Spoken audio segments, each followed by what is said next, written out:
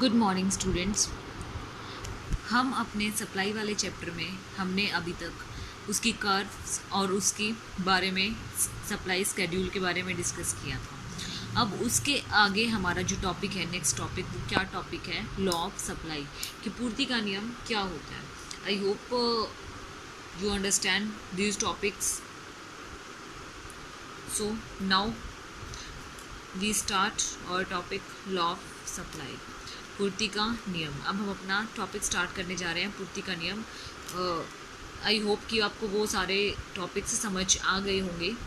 तो पूर्ति का नियम क्या मतलब है इसका? लॉ ऑफ सप्लाई, इसका क्या नियम है कि पूर्ति में कब आपकी बढ़ोतरी होगी या कब घटेगी आपको वो बताने कि इसमें कौन सा नियम लागू होता है। पॉजिटिव रिलेशनशिप है, नेगेटिव रिलेशनशिप है, कैसा है इसमें, कैसा नहीं है। तो आपको पता होना चाहिए कि जब आपके प्राइजेस बढ़ते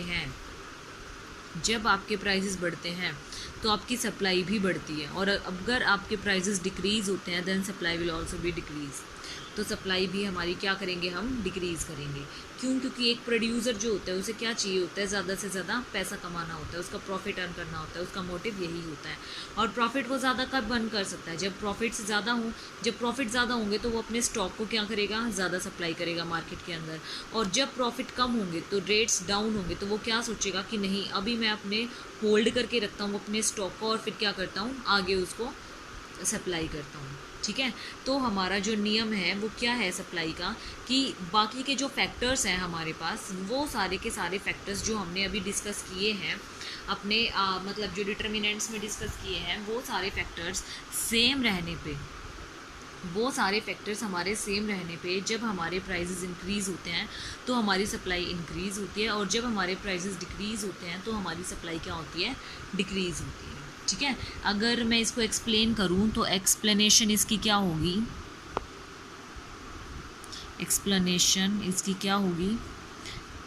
प्राइजेस ये होगी आपकी क्वांटिटी ऑफ सप्लाई।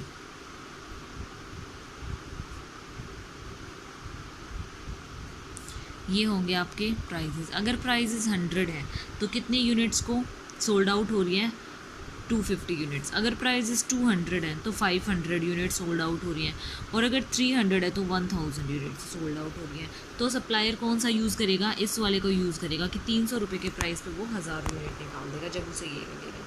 ठीक है। तो इसका स्लोप कैसा जाता है आपका, इसमें स्लोप भी ऐसे जाता है।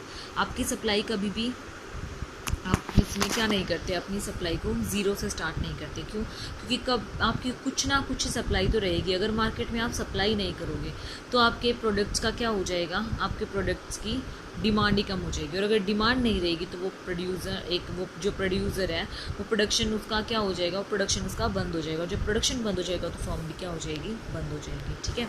तो इसीलिए आपकी सप्लाई कभी भी ज़ीरो नहीं हो सकती। ये आपकी सप्लाई कर रही है। इसमें कैसा रिलेशनशिप होता है, इसमें आपका पॉजिटिव रिलेशनशिप होता है। अगर आपके प्राइजेस बढ़ेंगे तो आपकी सप्लाई भी क्या होगी, इंक्रीज होगी। उसके बाद अब हम अपना नेक्स्ट टॉपिक पे चलते हैं, अजम्पशंस। इसकी मान्यताएं क्या हैं, लॉ ऑफ सप्लाई की मान्यताएं क्या होंगी।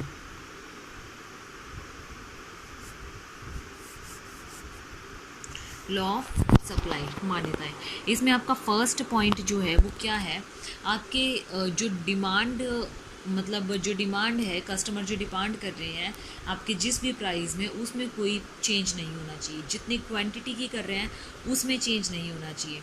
मतलब जो फैक्टर्स आप बाहर से land, labour, capital, entrepreneur use कर रहे हैं उनकी और जो प्राइजेस जिस पे वो मिल रहे हैं आपको, उनमें कोई भी चेंज नहीं होना चाहिए। वो कैसी होनी चाहिए, सेम होनी चाहिए। ठीक है। कारकों की पूर्ति में कोई बदलाव नहीं, कोई चेंज नहीं होना चाहिए जो आपके फैक्टर ऑफ प्रोडक्शन उनकी सप्लाई में। ठीक है। सेकंड पॉइंट आता है आपका, जो टेक्निक हम यूज़ करते हैं, टेक्निक ऑफ प्रोडक्शन, वो चेंज नहीं होनी चाहिए आपकी। ठीक है। वो आपकी क्या रहनी चाहिए, सेम रहनी चाहिए, टेक्निक ऑफ प्रोडक्शन। तीसरा है, जो गोल होता है फर्म का, वो goal of firm can't be changed. वो गोल हम चेंज नहीं कर सकते हैं इसमें, ठीक है। जो भी फर्म ने स्टार्टिंग में डिसाइड कर लिया गोल, वही गोल रखेंगे, हम इसका चेंज नहीं कर सकते। ये उस केस में लागू होगा, नहीं तो ये आपका जो लॉ ऑफ सप्लाई है वो लागू नहीं होगा, ठीक है। आपके प्राइजेज़ में जो आपके अदर फैक्टर्स हैं, अदर गुड्स हैं, अदर गुड्स के प्राइजेज़ में कोई चेंज नहीं होना चाहिए। Other goods prices are not changed, वो प्राइजेज़ भी चेंज नहीं हैं और ना ही होंगे इन फ्यूचर में, ठीक है। तो ये थी हमारी सारी की सारी इसकी अजम्पशंस। अब इसके एक्सेप्शंस क्या हैं? एक्सेप्शंस जहाँ पे ये नियम लागू नहीं होता। एक्सेप्शंस क्या होती हैं? जहाँ पे ये नियम लागू नहीं होता। अपवाद, अपवाद क्या होंगे इसका?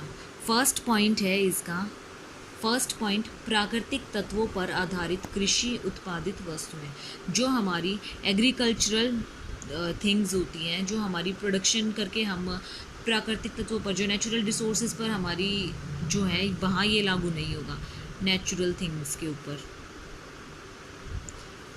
दूसरा, जब हमारे प्रोडक्ट, जो हमारे प्रोडक्ट के जो प्राइजेज़ हैं, अगर उन प्राइजेज़, जो ये जल्दी ख़राब होने वाली वस्तु होती हैं, जैसे हमारा दूध वगैरह है, अगर उसके प्राइजेज़ कम होंगे, जो हमारा कैसे गुड्स होते हैं, वो हमारे पेरिशेबल नेचर के गुड्स होते हैं, वो जो जल्दी ख़राब हो जाते हैं, अगर उन गुड्स के प्राइजेज़ चाहे कितने भी कम हो, फिर भी एक सेलर जो है उसकी ज़्यादा से ज़्यादा क्वांटिटी निकालेगा। क्यों? अगर वो उसको होल्ड करके रखेगा तो वो सारा का सारा गुड्स क्या हो जाएगा? ख़राब हो जाएगा। पेरिशेबल नेचर ऑफ गुड्स पे लागू नहीं होता। तीसरी चीज़, जो हमारी सोशल प्रतिष्ठा, सोशल रेप्यूटेड थिंग्स है ना, ये उन पे भी लागू नहीं होता। चाहे आप कितना भी इसका प्राइसेस बढ़ जाए, चाहे कितना भी घट जाए, वो एक लिमिटेड मात्रा में जितना उनका प्रोडक्शन होगा वो उतना ही तो बाहर निकालेंगे ना, उससे ज़्यादा तो नहीं कर सकते ना। तो इसीलिए जो हमारी सोसाइटी वाली सोशल थिंग्स होती हैं उन पे भी ये लागू नहीं होता है, ठीक है। ये थी इसकी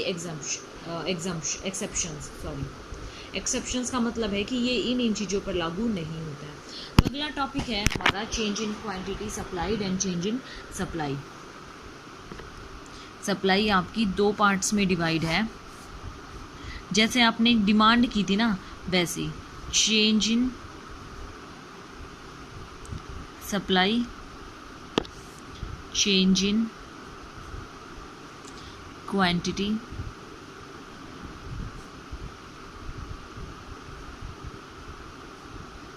सप्लाइड, ठीक है। अब जो चेंज इन सप्लाई है, वो चेंज इन सप्लाई आपका क्या होगा? वो आपका इंक्रीज इन सप्लाई होगा और डिक्रीज इन सप्लाई होगा। या तो आप सप्लाई को बढ़ाओगे या घटाओगे।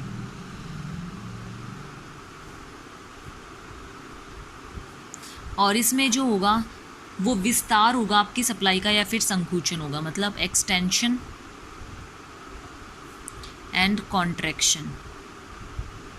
हिंदी में इसको बोलते हैं पूर्ति की मात्रा में परिवर्तन।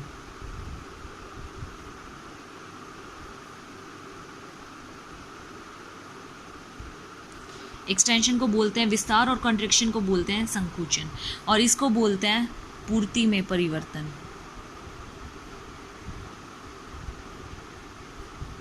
इसको बोलते हैं, क्या बोलते हैं? चेंज इन सप्लाई में इंक्रीजिंग को, डिक्रीजिंग को, पूर्ति में कमी और पूर्ति में वृद्धि, ठीक है। तो अब हम वन बाय वन डिस्कस करेंगे। सबसे पहले हम डिस्कस करते हैं इसके विस्तार को, एक्सटेंशन को। इसके अंदर क्या होता है? एक्सटेंशन में आपका क्या होता है?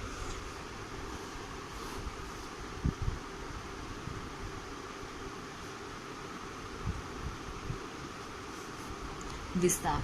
अगर हमारा प्राइस 1 रुपये है तो क्वांटिटी कितनी निकलेगी आपकी? 1 निकलेगी। और अगर हमारा प्राइस 5 है तो क्वांटिटी भी आपकी कितनी निकलेगी? 5 निकलेगी। तो मतलब ये कैसे जाएगा? ये बिल्कुल 45 डिग्री के एंगल में जाएगा। अगर आपका 1 रुपया है तो आपकी क्वांटिटी भी 1 होगी, और अगर आपके 5 रुपये हैं तो आपकी क्वांटिटी भी 5 होगी। ये वाला डिस्टेंस और ये वाला डिस्टेंस आपका जो होगा वो किस तरफ लेके जाएगा? आपको बढ़ते हुए की तरफ लेके जाएगा। ये हमारा क्या होगा? सप्लाई कर्व होगा। आई बात समझ में? ये हमारी क्वांटिटी और ये हमारे प्राइस। जैसे जैसे प्राइस बढ़ेगा वैसे वैसे हमारी क्वांटिटी क्या होगी? ज़्यादा होगी, ठीक है। अब आता है हमारा संकुचन, कॉन्ट्रैक्शन। कॉन्ट्रैक्शन में आपका क्या होता है, कॉन्ट्रैक्शन में अगर आपके प्राइजेस 5 हैं, अगर आपके प्राइजेस 5 हैं तो आपकी क्वांटिटी भी 5 होगी। अगर आपका प्राइस 1 हो जाता है तो फिर आपकी क्वांटिटी भी क्या होगी, मतलब इससे क्या होती है, अगर कीमत में कमी आती है, पहले आपके प्राइजेस थे ये तो इतनी सप्लाई हो रही थी, अगर आपके प्राइजेस हो गए हैं ये तो इतनी हो रही है। जैसे जैसे आपके प्राइजेस कम होंगे वैसे वैसे आपकी मांग भी कम होती जाएगी, आपकी डिमांड भी कम होती जाएगी, आपकी सप्लाई भी कम होती जाएगी। ठीक है, तो ये आपका सप्लाई कर्व है, ये आपका प्राइजेस है और ये आपकी क्वांटिटी है। आई स्टूडेंट से समझ में। विस्तार में क्या होगा, जैसे जैसे आपके प्राइस बढ़ेंगे वैसे वैसे आपकी क्वांटिटी भी बढ़ेगी, और इसमें क्या होगा, जैसे जैसे आपके प्राइजेस घटेंगे वैसे वैसे आपकी क्वांटिटी भी घटेगी। ठीक है, इसमें आपकी यहाँ पे P1 था, यहाँ P2 था, मतलब Q1 और Q2। आई समझ में। ये तो थे हमारे चेंज इन क्वांटिटी सप्लाइड। अब change in supply, change in supply में आपके दो तरीके की सप्लाई चेंज होती है ना, इंक्रीज और decrease. Increase in supply, increase in supply को हिंदी में क्या बोलते हैं, पूर्ति में वृद्धि। ये आपके इंपॉर्टेंट टॉपिक्स हैं स्टूडेंट्स इस चैप्टर के, जो आज हम कर रहे हैं, तो ध्यान से करना। पूर्ति में वृद्धि आपकी दो टाइप से होती है। फर्स्ट टाइप आपका क्या होगा, जब आपके प्राइजेस सेम होंगे और सप्लाई ज़्यादा होगी। Same prices more supply, same price more supply, समान कीमत, मतलब कीमत में आपका कोई चेंज नहीं आएगा परंतु आपकी पूर्ति अधिक। ठीक है, तो इसमें क्या होगा, देखो इसमें आपके अगर प्राइजेस 3 है तो आपकी क्वांटिटी है 2 जो बिक रही है अभी, लेकिन जब आपके प्राइस 3 है, आपकी इनकम ज़्यादा बढ़ गई है, आपके सब्स्टिट्यूट गुड्स है जो उनके प्राइजेस ज़्यादा बढ़ गए हैं, आपकी फर्म, आपको पता है कि आपके जो फर्म का जो प्राइस है, प्रोडक्ट का प्राइस है, इन फ्यूचर गिरने वाला है, या फिर आपको और कुछ और आपके टैक्स वगैरह ज़्यादा पे करने में वो होगा आपको, इसलिए आप क्या करते हो, इसमें प्राइजेस सेम रहने पे भी क्या कर देते हो, क्वांटिटी को बढ़ा देते हो। ठीक है, क्वांटिटी को बढ़ा देते हो यहाँ पे, इस केस में सेम प्राइस पे भी। सेकंड केस आता है आपके पास, जब आपकी प्राइजेस कम होने पर भी आपकी जो सप्लाई है वो सेम रहती है, कम कीमत पर समान पूर्ति, means less price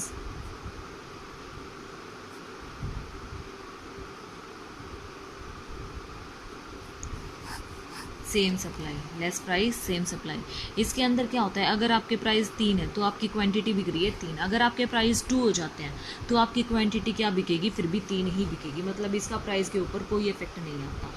ये भी आपका समान वही केस है जो आपने डिस्कस किया था। तो अब इसका डायग्राम देखो आप, डायग्राम इसका क्या होगा, जब हमारे पास 2 रुपये थे, जब हमारे पास ये आपका 1 रुपया, ये आपका 2 रुपया और ये आपके 3 रुपये, ये आपका 1 रुपया, ये आपके 2 रुपये और ये आपके 3 रुपये। जब आपका 2 रुपये थे तो आप कितने की क्वांटिटी, जब आपके प्राइस आपके पास 2 रुपये थे तो आपको कितनी क्वांटिटी मिल रही थी, तो आपको 3 क्वांटिटी मिल रही थी। जब आपके पास 2 रुपये थे तो 3 की क्वांटिटी मिल रही थी ना। अब देखो, जब आपके पास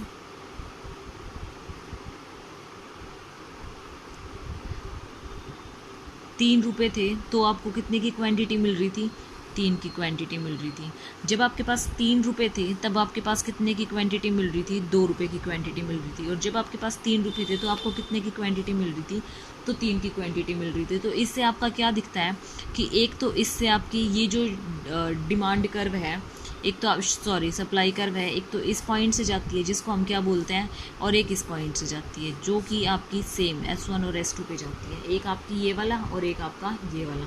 ये वाला तो फिगर आपका पहले बना था जब आपके 2 पे कितने की आपकी हो रही थी, 3 की हो रही थी, और एक 2 पे आपकी 3 पे आपकी 2 की हो रही थी। तो उससे आपका एक तो ये वाला बन गया और एक ये वाला बन गया।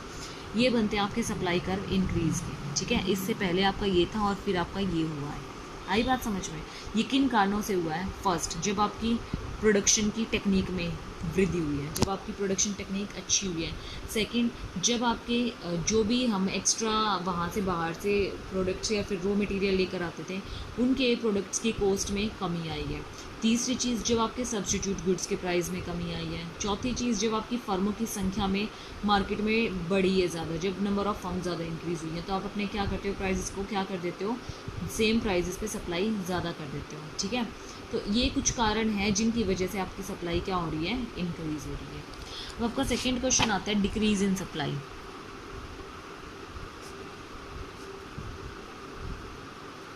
डिक्रीज़ इन सप्लाई, पूर्ति में कमी। तो इसके अंदर भी आपका वही होगा कि आप दो तरीके से इसको डिस्कस करोगे। फर्स्ट पॉइंट आता है आपके पास सेम प्राइस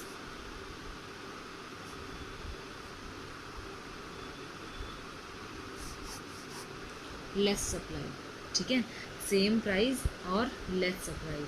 तो इसके अंदर क्या होगा, जब आपके पास आपके प्राइजेज सेम होने पर भी आपकी सप्लाई क्या हो जाती है, कम हो जाती है। ठीक है, जैसे आपके पहले 3 रुपये है किसी भी प्रोडक्ट की सप्लाई जो प्राइस जो है, फिर आपकी क्वांटिटी भी क्या होती है, उस पर 3 रुपये होती है, लेकिन आपकी अभी भी प्राइस उस पर क्या है, 3 रुपये, लेकिन आपकी पूर्ति कम हो जाती है। क्यों कम हो जाती है, क्योंकि उसमें जो है आपको ये लगता है कि इन फ्यूचर इसकी डिमांड बढ़ने वाली है, या फिर कोई भी रीज़न है, तो आप क्या कर देते हो अपनी सप्लाई को, या फिर इसके प्रोडक्ट बढ़ गए हैं, या फिर इसकी क्वांटिटी अच्छी नहीं है, या फिर इसकी क्वालिटी अच्छी नहीं है, तो उसकी वजह से आपकी सेम प्राइसेस पे भी क्या हो जाती है, आपकी सप्लाई डिक्रीज़ हो जाती है। क्यों, क्योंकि आपकी डिमांड नहीं होती, और जब डिमांड नहीं होती तो आपके प्रोडक्ट के क्या हो जाता है, आपकी सप्लाई कम हो जाती है, फिर उसका प्रोडक्शन आप करना कम कर देते हो। ठीक है, दूसरा पॉइंट आता है जब आपके पास प्राइजेस ज़्यादा हों, सेम सप्लाई हो। मतलब क्या है, जब आपके पास 3 रुपये के प्राइस थे तो क्वांटिटी 3 रुपये थी, लेकिन जब आपके पास प्राइस 4 रुपये हो गए तो भी आपकी क्वांटिटी कितनी रही, 3 ही रही। क्यों, क्योंकि आप ये सोचते हो कि नहीं ज़्यादा प्राइस हो गए, लेकिन फिर भी हम अपनी क्वांटिटी को ज़्यादा नहीं निकालेंगे, इन फ्यूचर कहीं और प्राइस इंक्रीज़ हो गए तो हम क्या करेंगे, अपने प्राइजेस को वहाँ पर यूज़ करेंगे, मतलब अपने सप्लाई को वहाँ पर हम इंक्रीज़ करेंगे। तो इसका डायग्राम आपका क्या बनेगा, देखो। सबसे पहले आपके प्राइजेस कितने थे, 3 रुपये थे। 3 पे आप कितना कमा रहे थे, 3 कमा रहे थे, ये 1 2 3 4, 1 2 3 4। जब आपके 3 रुपये आपका प्राइस था तो आपकी कितनी क्वांटिटी सोल्ड आउट हो रही थी, 3 सोल्ड आउट हो रही थी ना। और जब आपके 3 रुपये थे तो आपकी क्या क्वांटिटी सोल्ड आउट हो रही थी, 2 क्वांटिटी सोल्ड आउट हो रही थी। ठीक है, तो इसका मतलब एक तो आपका सप्लाई कर्व ये बन गया S1, 3 पे 3 वाला। और दूसरी चीज़, जब आपकी सप्लाई 3 रुपये थी तो भी आपका 3 रुपये हो रहा था, लेकिन जब आपकी सप्लाई 4 रुपये हुई तो आपने कितने किए, फिर भी आपने 3 ही किए, फिर भी आपने 3 ही किए। तो इससे आपका क्या हो जाएगा, ये वाला आपका सप्लाई कर्व आ जाएगा, ये थोड़ा सा इस टाइप से जाएगा। अगर आप स्केल से बनाओगे तो ठीक आएगा, ये आपका S2 जाएगा।